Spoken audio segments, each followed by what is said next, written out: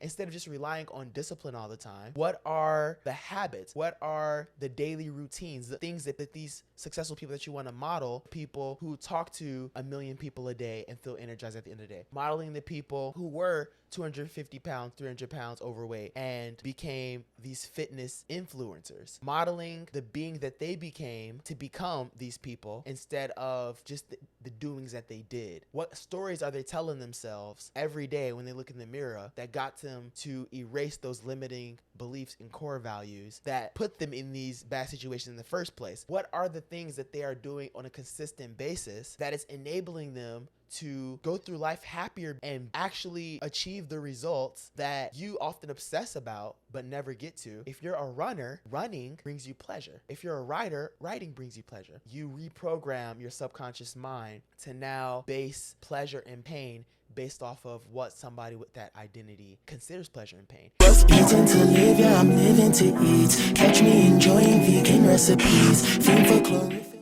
Greetings, it's your boy Gartatia. Just had a wonderful interview today with an amazing guest. I'm out here wearing my Hawaii clothes fit because Hawaii is not a place. Hawaii is a feeling. Hawaii is a state of mind. And that's the state of mind I'm channeling right now. We haven't had lunch or breakfast yet, but we out here feeling 110% and energized. Today I have some insight. Today I have something that could potentially change your entire view on the way you're going about life. And that is about how a lot of us are looking at things, looking at time as either our friend or our enemy. We either seem to never have enough time, or it seems like time is going super slow, painstakingly, and we're just tired and we kind of just want to rush to the finish line and just want to be at that place that we visualized in our vision boards and experience that feeling that we've written down in our journal. And we kind of want to just be in that place that every time when we close our eyes, we go to, and we kind of want that now. And everything else a lot of times seems to be a filler. So what kind of made me come to this, though, I was at work and we have this, one of the biggest projects I've ever been on. It is literally the biggest airport in Chicago, a connection and interlocking of a catacomb of these tunnels like 30 feet underground, and it's full of these pipes, like red pipes, green pipes, blue pipes. It looks like a Lego city, and it's literally, these pipes are like mounted on top of the wall, and there's this crawl space that's like 6'5", and there's a pipe, so I have to duck through these pipes, and we don't have a cart, so we have to walk. So it's a lot of sore feet and a lot of awkward conversation, a lot of pauses. And the craziest thing of all is there's these steam pipes, and these steam pipes are just so hot. So compounded, it's like summertime in Chicago, if you don't know. So it'll be like 90 degrees, but under there to be 110 degrees. And they make us wear jeans. So you're walking around these jeans all day, and then you're sweating. And then the sweat is then dripping down into your drawers, into your pants, and it's just dripping down your whole body. And then there's not air and ventilation, so it's like musty. And like, I get self-conscious, so I'm just like, oh my God, I can't wait to get home and take a shower. But this is the environment we're in. So not the best environment, right?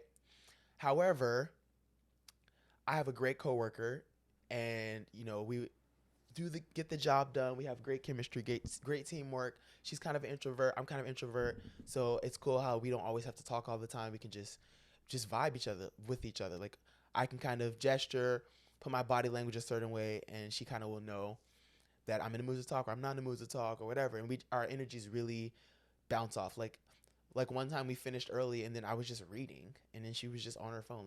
But we're 100% cool, chill. You are a pimp. I really like you. You are dope. You are super cool. Anywho, the context is, how does this relate to time? So we're like on week 2, or that was the first week of it, and she's never complained. She's always kind of have a good attitude about everything, always willing to help. But I noticed today she kept mentioning how like, oh, here goes another day. And we start at 8:30, and then she's all like, kept checking her watch, like, guess what time it is? I'm like, what? She's like, 8:45. I'm like, guess what time it is? Like, what? She's like, 8:15, 9:15. I'm just like, if you keep checking the time, it's gonna go slower. So she seemed like time was going really slow for her, and we have the deepest conversations ever while we're just walking down miles and miles of this tunnel, between avoiding getting hit by these golf carts that are just like having Mario Kart races through the tunnels, and you hear these like frightening beep beeps as they go around the corner, and you hear your echo because it's just like this huge hall, and it is can be overwhelming. But over time, she was talking about how like everything kind of blends together and it gets very boring. So I see what she felt, how like time was going really slow. And we're just talking about like, I wonder why. Because like for me, on the contrast, time seemed to have been going fast. So it was just an interesting parallel how like, okay, time is going slow for her, time is going fast for me. And we're kind of thinking about what makes time go fast and slow. And we kind of didn't go anywhere with it, but it was kind of just like, I guess time is going slow for you because maybe you're thinking about it a lot. You're looking at the time. You want to be somewhere else. Maybe it's going faster for me because until you brought it up, I wasn't thinking about it. Maybe I was thinking about something else. Or it was just a very mentally engaging, deep convo, which I love. So I go back home, take a shower, go to sleep. Next day, family's back in town, flew overseas.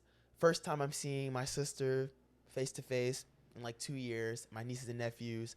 Super excited, right? So running late though, as usual. I had a lot of stuff to complete.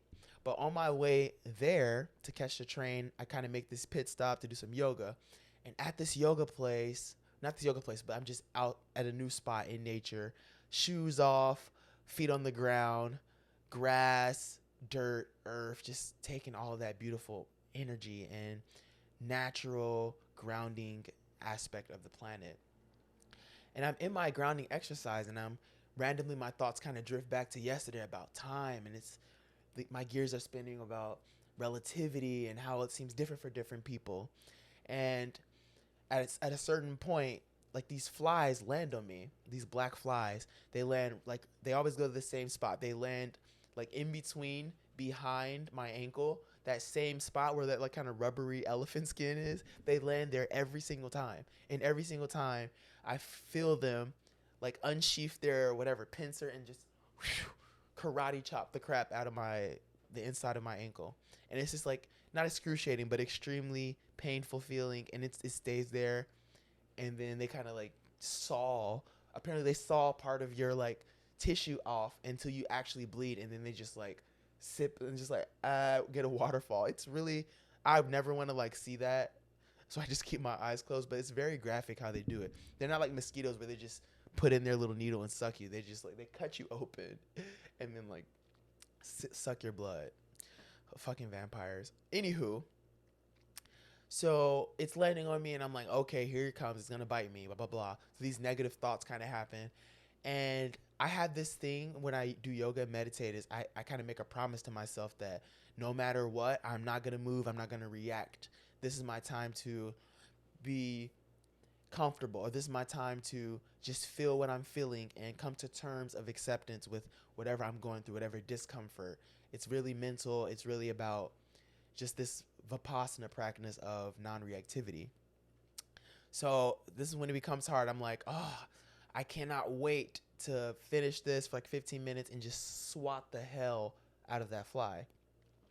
So this is my thought process. So guess what happened? Because I was thinking like that, time was going really slow because I kept thinking about the time. I can't wait till time is over. I don't like how this feels. So first of all, the fly never bit me, so that was good. But it kind of got me thinking like, so I'm spending so much energy, like wasting so much energy thinking about when is this gonna be over. But I wonder like the fly being a completely different organism. I wonder what this is like from the fly's point of view. Is the fly looking at this as like, oh, here goes this juicy human, and I can't wait for the taste of this iron rich, magnesium rich blood to touch my tongue and into my digestive system. This is I'm gonna absorb and take in and cherish every single moment. Is that the fly's like feeling? And if so, that fly's feeling is probably gonna be slow for that fly because it's probably gonna go by fast for that fly, right? Because that fly is cherishing that moment. So it's gonna be something that fly, is present. It's not gonna go by slow because it's having fun in that moment. Or is it something that the fly is like, oh, I need this blood to give to somebody else? I don't know how flies work, but like I need to suck this person's blood to go feed my babies. Or I'm not really gonna enjoy this blood because I'm already full. So like I don't know if this makes sense, but I'm saying this to say just being the fly and how the thinking about how the fly could be reacting to it sucking my blood from these two different scenarios kind of generated like this whole thought process of different ways that you can look at things and how time passes depending on what you're doing. And that got me thinking like time could affect you in two ways. It can affect you based on what you're actually doing and then how you're looking at the thing you're doing. And I got to thinking like, well, a lot of times the way you're looking at the thing you're doing comes from who you are, your being. So I got to thinking like, well, yeah, just like the fly is a different being from me, so that's a different being, and even within that different being, that fly can look at the action from different angles. But first, it required the prerequisite of being the different being. So I kind of like taking things I do go and just taking things and running with it. I got to thinking and running like, how can this apply to self improvement?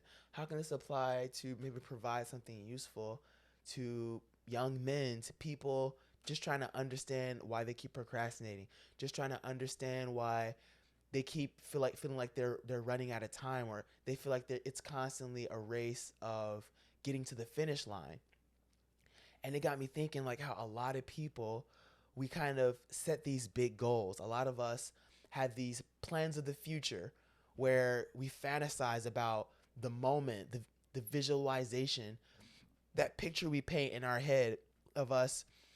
We've been training tirelessly to run that Chicago marathon, and just kind of visualizing exactly what it would feel like, what it will smell like when this gun smoke goes off. I don't know if this is gun smoke for the marathon, but what it would smell like when you hear the gunpowder from when they fire off when the race starts, from what it feels like to have that feeling of breaking through that ribbon at the end, and then they're announcing you win first place.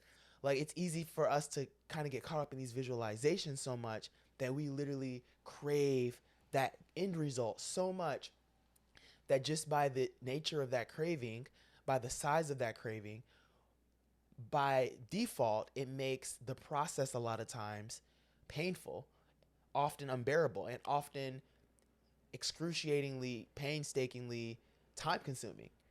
Time consuming in the sense that we're eating up our time until we get to the reward, to the prize. It's almost as if everything in the in between is going to go by slow because we're not enjoying the in between. We've built up so much hype and anticipation for the end result that the journey to get there has become boring, has become monotonous, has become dreary. And as a result, that registers in our brain as time is going to go slow because all we're thinking about is how we get out of there. It's interesting. It's crazy how it's like the way time works is the more you thinking about not being where you're at, the longer you stay where you're at.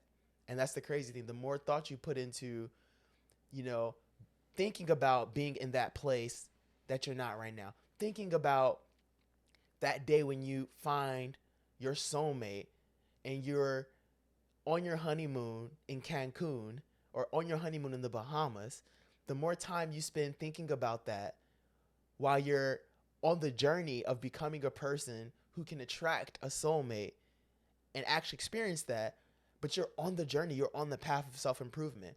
Maybe you're doing the hard work. Maybe you're at the gym and time goes slow for you. Time goes slow for different people for different things. Maybe you're somebody who's sat on a couch and played video games all their life, but now you're 29 and you met a wonderful person and she's giving you a chance, but you don't want to screw it up. So you want to get in the best shape of your life. So whenever you're at the gym, time is going to go slow for you because that is something from the type of person that you identified as. You identify as a gamer. You identify as somebody who hates eating healthy. You've identified as somebody who is a couch potato. You've identified as somebody who's a homebody. You've identified as somebody who doesn't get girls. So because you identify as these things, your being the fly, because you identify with being these things, when you go to the gym, when you eat healthy, when you go for a walk, when you try to socialize, when you are getting uncomfortable, time is going to go slow for you because by nature of the things, the labels, the inner core beliefs that you have, by nature of those things being things that are the nemesis, things that are the antithesis of the habits that you want to do, because of that, they're going to go by slow. And it got me thinking, like, I'm pretty sure that fly didn't have to think about, like, I'm pretty sure while that fly was sucking my blood, I'm pretty sure that fly wasn't thinking like, oh, this is gonna take so long.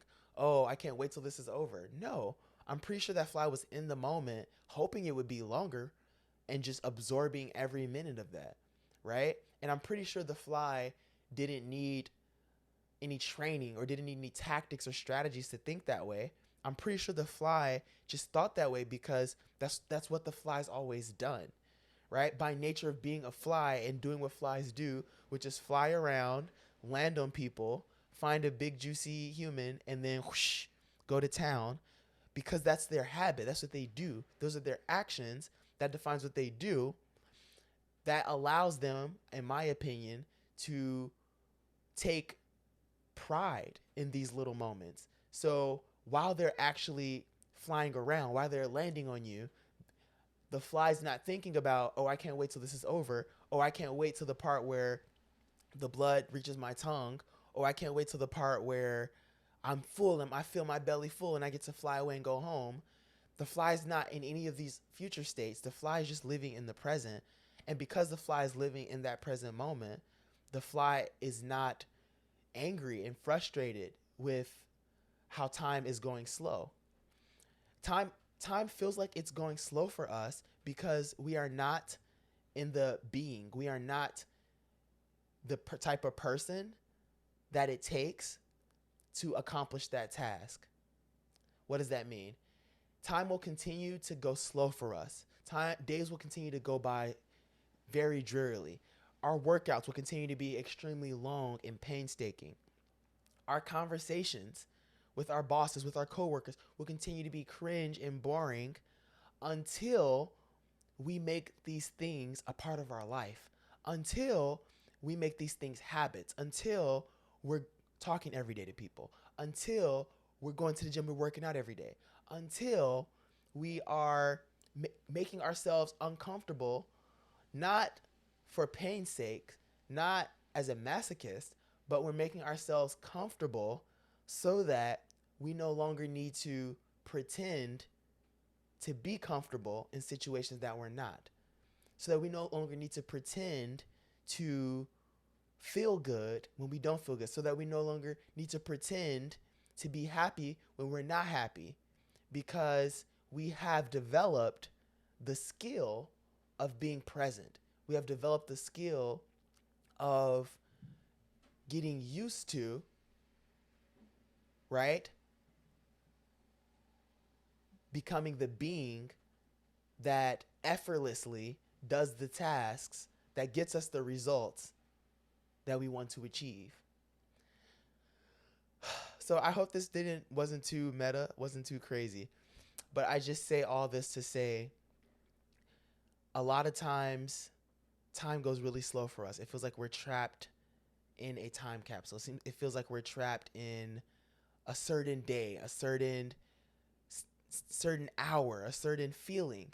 And a lot of times the key to breaking through that feeling, and it's a terrible feeling of just feeling helpless, just you just have to wait until the time is over, and it's this feeling of obsessing over when that thing is going to end. But a lot of times the key to getting out of that feeling is not by thinking about something else or trying to obsess about another thing to get out. It's not escapism. It's actually acknowledging that situation that you were in, that acknowledging the doing that you were in that made you feel like time was going slow and made you want to leave.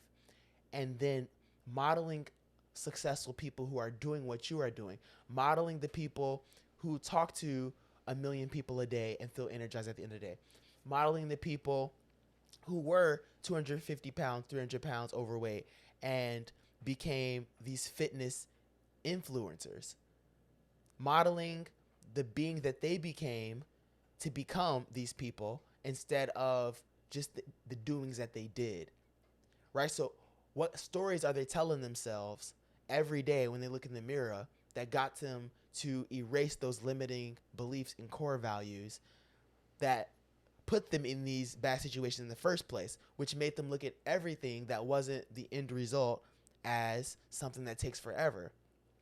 What are the habits? What are the daily routines, the little increments, the small things that these successful people that you want to model and that you want to apply some of the things that they're doing in their life, some of their results into your life?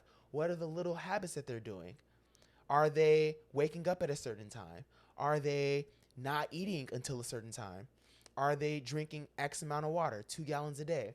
Are they locking themselves in on Saturday nights and Friday nights to do that extra research that's gonna help them have new ideas so that they're always growing in their business? What are the things that they are doing on a consistent basis, right, that is enabling them to A, go through life happier because there's just less moments where time is slow and they're bored, and B, actually achieve the results that you often obsess about but never get to, but get to a point where you're achieving these results and these goals and they are accessible to you because you're no longer goal based. Every action that you do is a mini goal, which gives you the feel you need to actually reach the actual goals.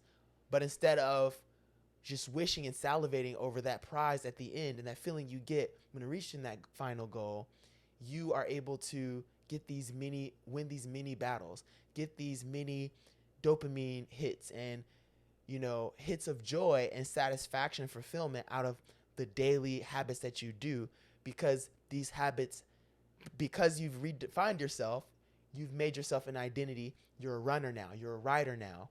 You are a healthy, fit person because these are the new stories you're telling yourself.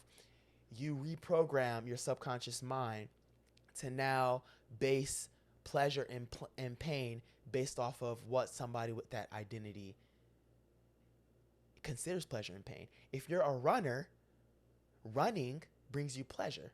If you're a writer, writing brings you pleasure. If you're a actor, going over scripts brings you pleasure. Getting into the role, studying the character brings you pleasure.